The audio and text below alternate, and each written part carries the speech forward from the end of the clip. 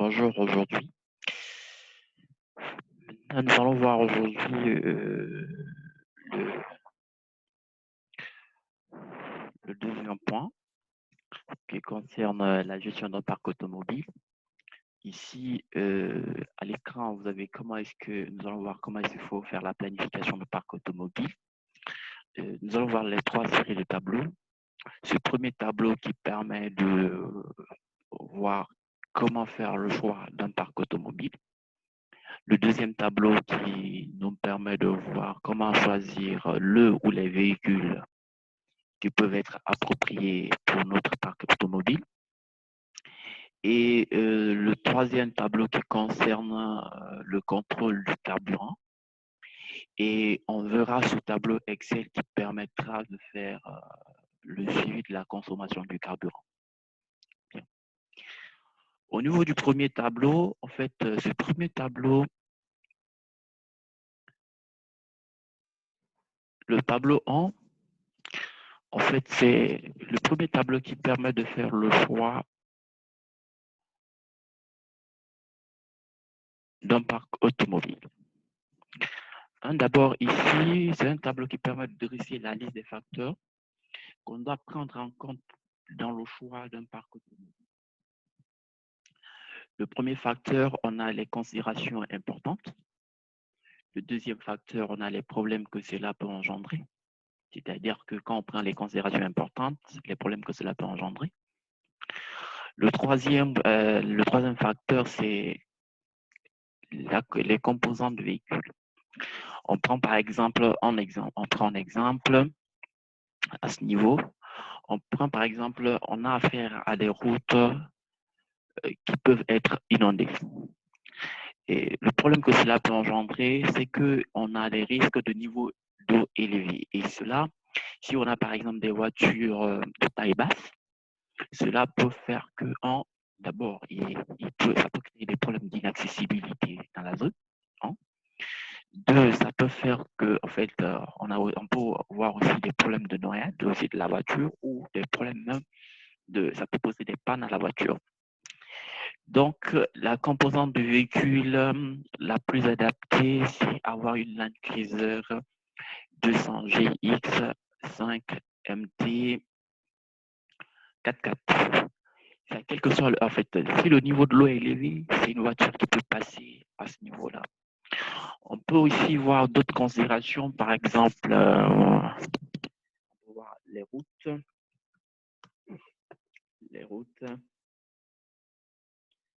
dégradées, par exemple. Dégradées avec des nids de poules ou d'éléphants. Bien. Des nids de poules ou d'éléphants. Bien. Le problème que cela peut engendrer,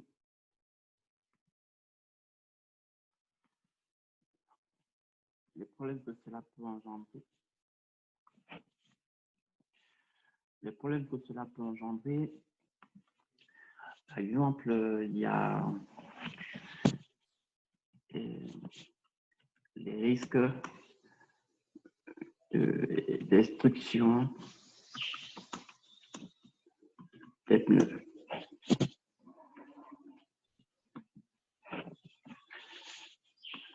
Ou on peut avoir aussi d'autres problèmes très spécifiques. La composante, on peut maintenant changer de composante de véhicule. OK. Les 4x4 ont disposent des pneus très adaptés pour des routes vraiment, pour des routes qui sont dégradées, des routes qui sont des nids de poules ou des nids d'éléphants. Carrément, en fait, c'est des critères très spécifiques comme ça. C'est de connaître d'abord les considérations les plus importantes, c'est-à-dire la route que la voiture va emprunter. L'autre considération très importante qu'on peut prendre en compte, c'est l'aspect sécuritaire aussi de la route aussi. On peut aussi prendre aussi les conditions de sécurité. On peut prendre cela aussi comme important. considérations importantes. Et le problème que cela peut engendrer, on peut aussi, en fait, les conditions de sécurité routière. Les problèmes que cela peut engendrer, ça peut engendrer des accidents de circulation. Les aspects, en fait, la composante à prendre en compte à ce niveau, c'est carrément voir une voiture en bon état, une voiture Land Cruiser en bon état, et bien révisée. Cela peut nous éviter de... L'idée de cette planification, en fait, c'est vraiment de voir, en fait, c'est vraiment les facteurs les plus essentiels qu'on peut prendre en compte pour vraiment faire le choix d'un parc automobile, pour nous permettre d'avoir des voitures. Parce que si on a des facteurs très spécifiques pour faire le choix d'un parc automobile, ça nous permet carrément d'être rationnel dans la gestion, dans notre travail et vraiment d'apporter une réponse adaptée et de pouvoir faire appel à des véhicules adaptés à nos choix qui respectent l'ensemble des facteurs énumérés. Nous savons déjà quels sont les facteurs de choix, les différents scénarios qui peuvent être auxquels nous pouvons être confrontés et nous savons quels sont les problèmes auxquels nous sommes confrontés et nous savons exactement quelle est la composante ou quels sont les composants du véhicule à prendre en compte. Après cela, au deuxième tableau, il faut choisir le véhicule, ou les véhicules qui, selon vous, seraient les plus appropriés pour notre parc automobile. On a choisi en fait les véhicules Land Cruiser 4x4 qu'on a déjà choisi à ce niveau-là. Donc, on a déjà notre véhicule Land Cruiser 4x4 200 GX 5-6 MT 4x4. On a l'information sur le véhicule, on a les raisons pour lesquelles le véhicule a été choisi. Les informations sur le véhicule, on a notre Land Cruiser ici, c'est de voir le moteur alimentation injection directe, le carburant diesel ou essence, cylindrée en mètres cubes, c'est 4461. Transmission, est-ce une boîte à vitesse? Boîte à vitesse, est-ce manuelle ou automatique? La transmission 4x4 permanent. Le poids, la capacité du réservoir du carburant, 92 litres. Le poids à vide, c'est 2787. Donc, en fait, ces informations, nous l'avons avec le fabricant, au moment de l'achat du véhicule. Voilà. Donc, en fait, ça, c'est des informations carrément que le fabricant nous transmet lors de l'achat du véhicule. Maintenant, les raisons pour lesquelles le véhicule, ou les véhicules ont été choisis, il faut les préciser ici. On peut dire, par exemple, que les véhicules, en fait, cette voiture répond à nos exigences sur le terrain. Capacité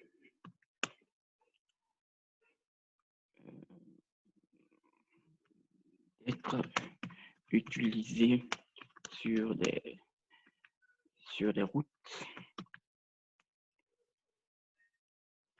avec des nids de poules. Ok, des nids de poules.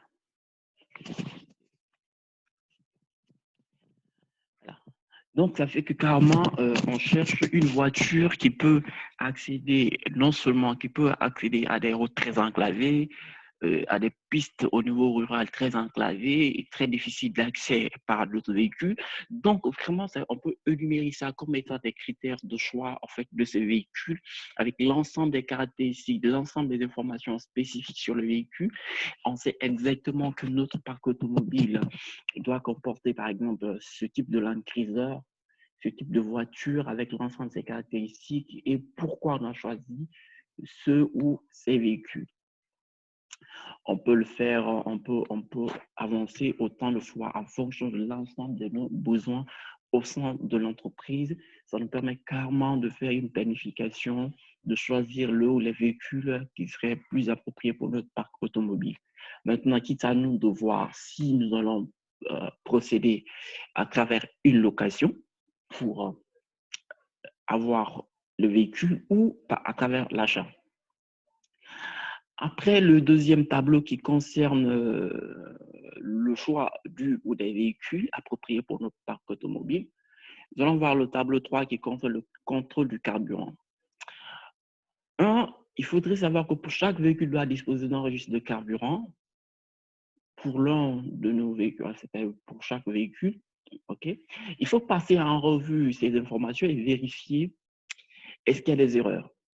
Et si nous trouvons des erreurs, on doit discuter avec notre équipe et vraiment déterminer pourquoi et comment l'erreur est venue, s'est produite, et ensuite déterminer vraiment quelles sont les mesures que nous devons prendre.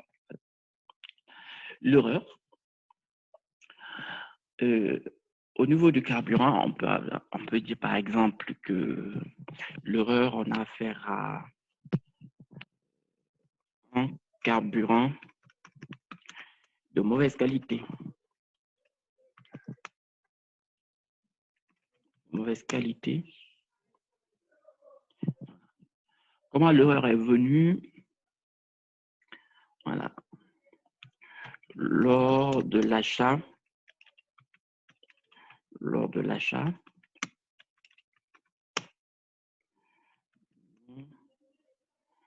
n'avons pas la possibilité de contrôler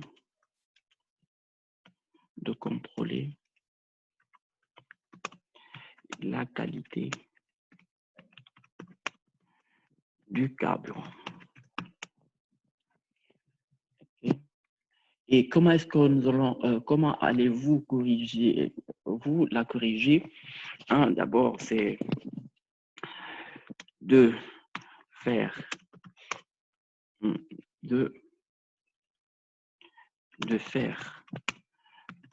vidage, ok, carrément, c'est-à-dire vider carrément en fait le carburant, l'ancien carburant qui est de mauvaise qualité, et le remplacer par un carburant de bonne qualité.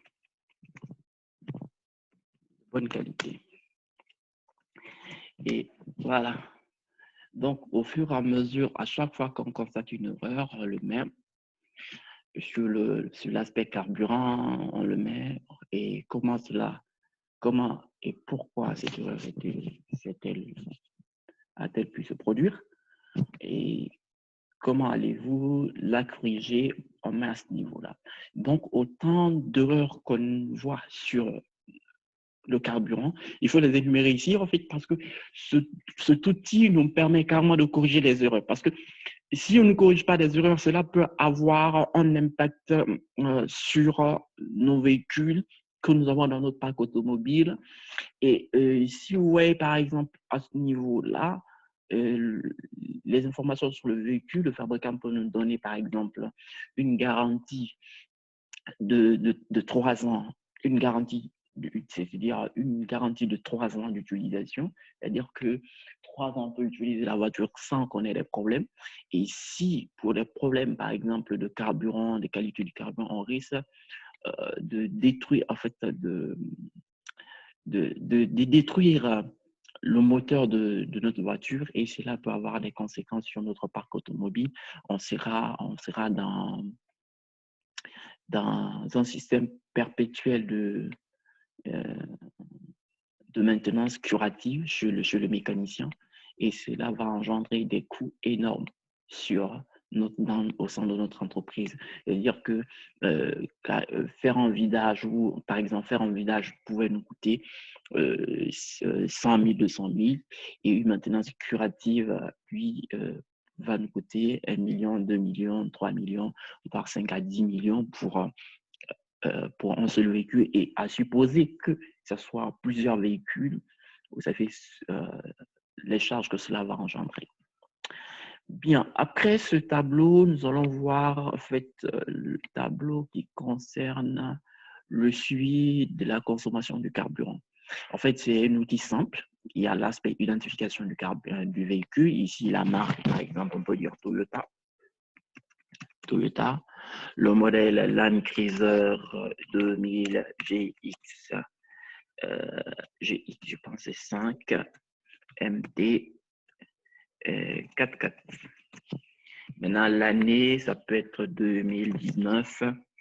Le nombre de cylindrées, ils ont leurs caractéristiques. Le nombre de cylindrées, OK. Le nombre de cylindrées,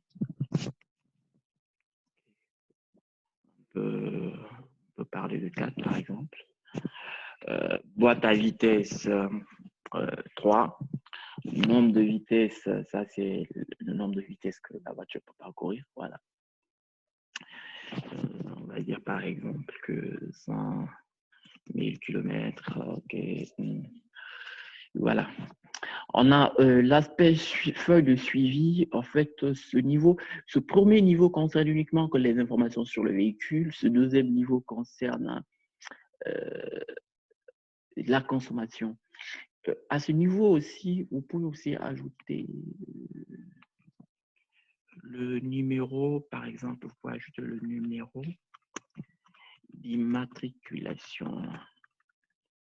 Le numéro d'immatriculation du véhicule, ok, ça peut être comme ça. Vous pouvez prendre RC 340 GX, comme ça. Là, ça permet carrément d'identifier, de savoir à quel véhicule nous avons affaire. Quel est le véhicule dans notre parc automobile qui est concerné. Par exemple, la date de plein, on peut prendre le 01 03 2020. Est-ce que c'est 2020? La quantité de carburant, on a dit, le plein c'est 93 litres. Ou bien, ok. Kilométrage, les 93 litres, ça peut nous faire combien de kilomètres? Le kilométrage, on a dit 1000 km. Bon, supposé. Maintenant, la distance parcourue aujourd'hui, on peut voir 200 km. Voilà. Par exemple, sur 100 km, on consomme 10 litres. Donc, ça veut dire qu'on aura consommé 20 litres pour 200 km.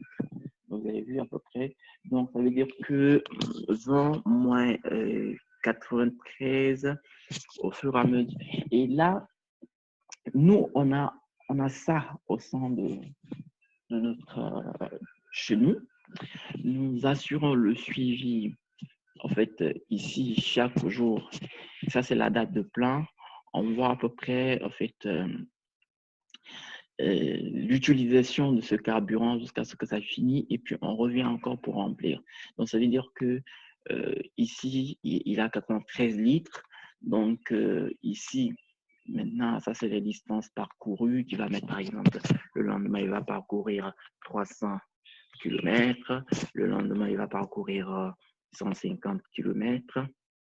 Voilà. Donc, 300 km, ici, on a 30 litres. On a 30 litres. Ici, on a 15 litres. Vous avez vu, au fur et à mesure, il part et puis là, on est en train de partir. Et là, du coup, on peut épuiser carrément les 93 litres. Ça, c'est à notre niveau que ce document se trouve. Mais le chauffeur, lui, il a ce qu'on appelle le journal, en fait, le registre de consommation du carburant, ce registre-là se trouve au sein même dans sa voiture à chaque fois qu'il parcourt une distance et et ce registre-là nous permet, dès qu'il arrive, nous, de prendre l'ensemble des informations, de les renseigner et de suivre l'utilisation du carburant. En fait, l'objectif de cet outil, c'est vraiment favoriser, faire en sorte qu'il n'y ait pas, parce qu'il y a des chauffeurs malhonnêtes, peuvent utiliser le carburant. Ils peuvent utiliser le carburant et le simple fait d'utiliser le carburant, ils peuvent détourner plutôt le carburant et ça peut avoir un impact sur les charges parce que n'oubliez pas que ce carburant, on l'achète. Et imaginez-vous 100 litres, on l'achète à 10 000. 10 fois 100, 10 000 fois 100 000, ça vous fait 1 million de consommation. Donc, si les chauffeurs se permettent de voler le carburant, ça aura un impact sur nos activités et sur notre entreprise. Donc, en fait, cet outil, vous pouvez vous amuser à le remplir. Vous avez déjà le fichier Excel. Vous pouvez vous amuser à le remplir. Et il y a aussi le registre des accidents qu'on utilise pour compléter cet aspect. Je reste à votre disposition si vous avez des questions, des remarques ou des questions ou des préoccupations ou une partie que vous n'arrivez pas à comprendre. N'hésitez pas à partager dans le groupe WhatsApp. Merci et à très bientôt. Merci.